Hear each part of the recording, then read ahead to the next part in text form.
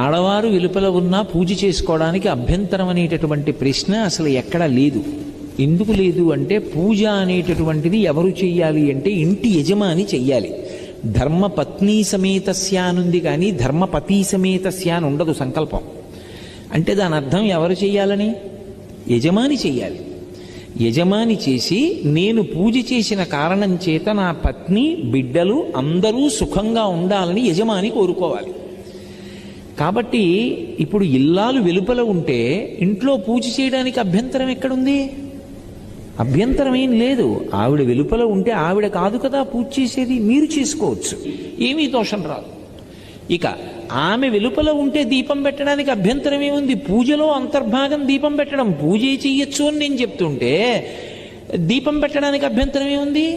అభ్యంతరం లేదు. నేను ఇవన్నీ దేన్ని ఆధారం చేసి చెప్తున్నానంటే ఆవిడ వెలుపల ఉన్నారు అంటే ఆవిడ వేరే